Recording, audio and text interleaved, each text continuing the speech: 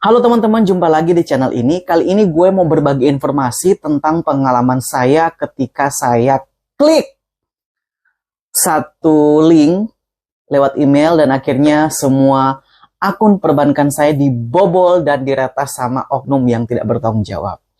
Oke, begini ceritanya teman-teman. Tepatnya pada tanggal 1 Februari, ya, ketika saya itu pulang dari aktivitas dari kerja, saya biasa nggak langsung istirahat, biasa saya main handphone dulu, buka scroll TikTok lah atau YouTube lah. Dan itu sekitar pukul 11 sekian malam. Jadi itu kondisi saya udah agak capek dan sementara saya lagi lihat smartphone saya, tiba-tiba ada notifikasi masuk lewat email. Nah, saya langsung klik itu dan tiba-tiba langsung diarahkan ke salah satu email yang masuk di Yahoo saya. Nah, saya emang udah nggak tahu tiba-tiba kenapa juga saya nggak kepikiran gitu. Dan kenapa juga saya benar-benar langsung klik aja gitu teman-teman. Jadi nanti saya taruh ini, ada di sini nanti email itu mengatasnamakan siapa, nanti saya taruh di sini. Jadi email saya itu saya buka, dia mengatasnamakan dari Direktoral Jenderal Pajak katanya gitu, untuk memberikan kepada saya itu informasi berkaitan dengan SPT tahunan gitu.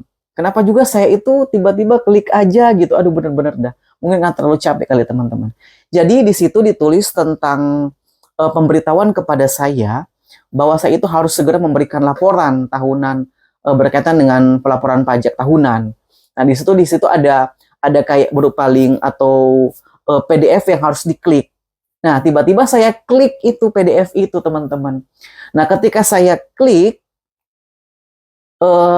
habis saya klik, tiba-tiba muncul di layar handphone saya itu, nanti saya taruh di sini ya, modelnya kayak gimana tuh PDF. Nah, pokoknya seperti ini teman-teman nih, nanti saya taruh di sini gambarnya. Nah, jadi saya klik tuh yang PDF itu, dan ketika saya klik, tiba-tiba tampilannya itu langsung kayak gambar nggak jelas gitu, dan langsung ngehang handphone saya teman-teman. Saya nggak kepikiran sama sekali kenapa juga saya klik. Udah saya biarkan, ya udah mungkin kali lagi error internetnya, lagi error jaringannya, jadi saya biarin teman-teman. Akhirnya saya tidur dan tiba-tiba saya kebangun pagi-paginya itu sekitar jam 6 ya, jam 6 saya bangun karena notifikasi bunyi terus tingklang. Ternyata itu laporan-laporan dari notifikasi dari beberapa aplikasi yang ada di handphone saya. Kode OTP, kode apa, punya macam-macam kode gitu. Ternyata saya cek, ini kok kenapa ada notifikasi seperti ini, padahal saya nggak membuka apa-apa. Tiba-tiba laporan banyak sekali aplikasi yang dibuka. Dan ketika saya mau buka Gmail, Yahoo, tiba-tiba itu kayak ngehang gitu handphone saya teman-teman. Dan saya akhirnya juga tidak bisa mengakses Gmail dan juga Yahoo saya dengan baik gitu. Jadi ada error-error gitu ketika saya mau coba buka gitu kan. Dan tak lama kemudian muncul lagi notifikasi berkaitan dengan aplikasi-aplikasi yang ada di handphone saya, yaitu nomor-nomor kode-kode OTP. Padahal saya tidak buka lain-lain teman-teman, dan saya tidak memberikan kode-kode itu kepada siapapun karena tidak ada telepon pada waktu itu. Ya tanggal 2 pagi akhirnya. Dan tiba-tiba dapat laporan lagi dari tiket.com, aplikasi yang ada di handphone saya. Ketika saya buka itu tiket.com, aplikasi tiket.com, tiba-tiba ada laporan pemberitahuan kalau saya harus segera melakukan pembayaran karena saya memesan tiket. Lah, memesan tiket dari mana? Saya itu nggak pesan tiket, bahkan udah lama banget saya nggak pakai tiket.com. Tiba-tiba ada pemesanan tiket dari Jakarta ke Yogyakarta gitu. Dari Jakarta ke Yogyakarta atas nama Mr. Paul Boon. Nah, ketika saya cek, itu pembayarannya itu sekitar 700 sekian. Nanti saya taruh nih. Nanti ada di sini, nanti saya taruh di layar. Siapa yang pesen dan tujuannya kemana. Nah, ketika saya melihat ada pemesanan tiket dari tiket.com, saya langsung cari kontak customer service dari tiket.com. Kalau saya itu memberitahukan bahwa ada yang memakai aplikasi tiket.com saya itu tanpa sepengetahuan saya. Jadi ada oknum yang memakai aplikasi itu dan memesan tiket tanpa sepengetahuan saya. Akhirnya dari tiket.com cepat meresponi dan syukur pemesan itu bisa tercancel dan terabaikan. Namun proses untuk pengecekan dan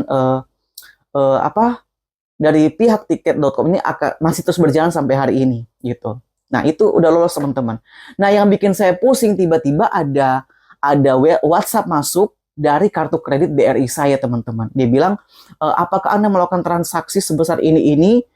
Jika tidak, klik tidak. Kalau tidak, klik ya. Saya kaget dong, teman-teman. Ternyata kartu kredit saya pun dibobol sama oknum yang tidak bertanggung jawab ini, teman-teman. Jadi semua akun-akun perbankan saya yang ada di handphone saya itu semua dibobol sama orang ini. Dan saya baru kalau ternyata itu karena saya itu mengklik itu PDF yang dikirim lewat email Yahoo yang mengatasnamakan dari direktoral pajak. Jadi ketika saya klik, jadi saya seperti memberi akses kepada penipu ini untuk mengambil alih handphone saya dan mengutak-atik semua akun perbankan yang ada di handphone saya. Nah, itu benar-benar parah, teman-teman, dan bikin saya pusing. Dan oknum ini berhasil membobol serta menggunakan kartu kredit BRI saya dan melakukan 3 jenis transaksi. Jadi pertama dia itu menggunakan transaksi sebesar 8 juta. Cuman karena limitnya juga nggak nyampe situ, jadi akhirnya tercancel yang 8 juta. Kemudian dia pakai lagi, dia coba lagi yang kedua itu nominalnya itu 4 juta sekian-sekian. 4.500.000 sekian. Kemudian yang kedua 2.030.000, teman-teman. Jadi totalnya ada 6 juta sekian-sekian yang dipakai untuk melakukan pembayaran dengan menggunakan kartu kredit BRI saya. Nah, dia itu pakai itu dan dia transaksinya itu melalui aplikasi Dana saya. Bayangkan coba. Padahal di aplikasi Dana itu, teman-teman, saya tidak tautkan atau saya tidak simpan kartu kredit saya itu di Dana, tetapi dia bisa menautkan kartu kredit saya itu di aplikasi Dana saja, kemudian dia melakukan transaksi itu melalui aplikasi Dana. 2 jenis transaksi ini, ya. Dan saya benar-benar pusing.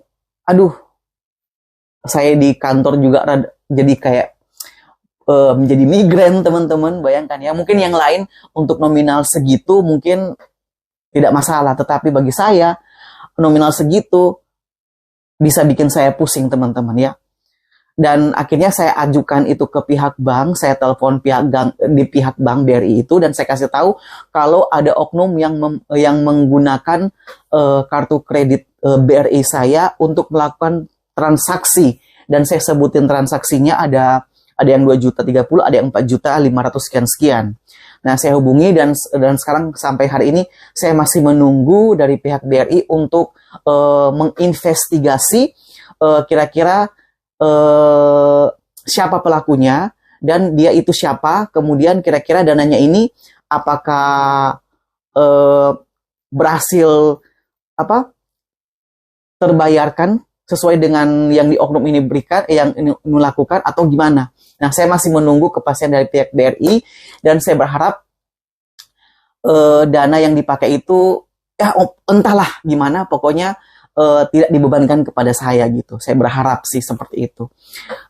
Dan katanya sih masih menunggu 4-7 hari kerja gitu. Sedangkan di aplikasi Dana juga saya sendiri ada 1 transaksi yang sudah dinyatakan berhasil dipakai sama si oknum ini, dan yang 4 juta ini masih diproses, teman-teman. Namun saya juga sudah, nanti saya kasih di sini gambarnya ya, screenshotnya supaya teman-teman bisa lihat dan bisa juga aware, hati-hati ya dengan akun-akunnya. Dan saya juga sudah telepon ke pihak aplikasi Dananya untuk bisa menginvestigasi 2 transaksi ini.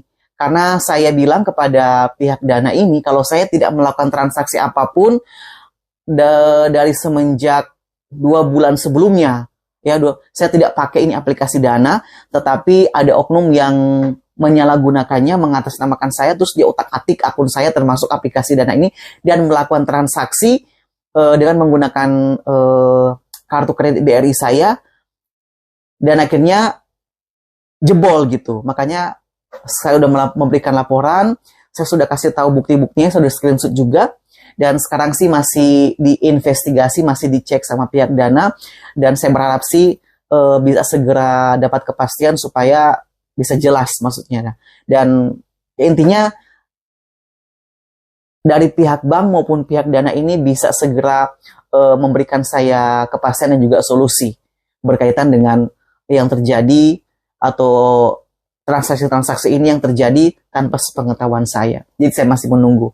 Nah, inti dari saya sharing seperti ini teman-teman, supaya teman-teman harus hati-hati apabila ada entah itu WhatsApp atau entah itu email ya dari oknum-oknum yang mungkin tidak kita kenal, apalagi dengan menautkan atau dengan apa sih namanya istilahnya itu, dengan melampirkan link ataupun PDF yang harus kita klik. Jadi harus hati-hati karena saya mengalaminya dan akhirnya oknum itu berhasil membobol akun-akun perbankan saya. Dan saya sempat saya syukuri juga karena ada beberapa akun yang pinjol juga ya di handphone saya itu, dia juga sempat buka teman-teman. Tapi saya bersyukur karena dia tidak menggunakan itu, tidak berhasil menggunakan itu karena saya sudah cek. Jadi ketika saya sampai di kantor, saya langsung dibantu sama teman saya untuk meriset kembali handphone saya. Karena ketika saya mau coba riset, teman-teman, itu nggak bisa. Jadi benar-benar saya udah nggak bisa ngapa-ngapain handphone saya. Jadi dikendalikan oleh oknum tersebut dari tempat dia, dari handphone dia. Begitu. Dan teman saya sudah bantu untuk meriset kembali handphone saya, dikembalikan kepada model semula. Dan saya berharap sih ketika direset handphone saya, semua data-data dan link yang membuat dia bisa mengontrol handphone saya dari jarak jauh itu bisa diputuskan. Saya sih berharap seperti itu.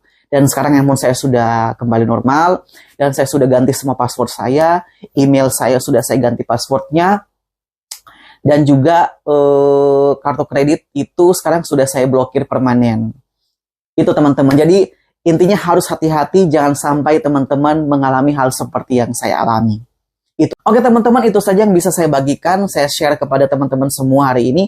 Semoga apa yang saya bagikan ini bisa memberikan informasi yang berguna bagi teman-teman ya, khususnya bagi teman-teman yang menggunakan sosial media, yang menggunakan WhatsApp ataupun email ataupun segala jenis sosial media yang saat ini digunakan hari-hari ini. Karena si oknum-oknum ini akan menggunakan berbagai macam cara untuk bisa menipu banyak orang ya. Bahkan kita pun tanpa kita sadari kita bisa tertipu teman-teman. Makanya kita harus waspada, harus hati-hati. Semakin banyak gali informasi-informasi yang berkaitan dengan hal ini supaya teman-teman makin bertambah wawasannya dan makin banyak pengetahuan dan makin aware, makin waspada dan makin hati-hati supaya tidak tertipu seperti yang saya alami teman-teman. Ya, oke, terima kasih karena sudah menyaksikan channel ini. Semoga bisa bermanfaat dan sampai jumpa di channel berikutnya. Dadah.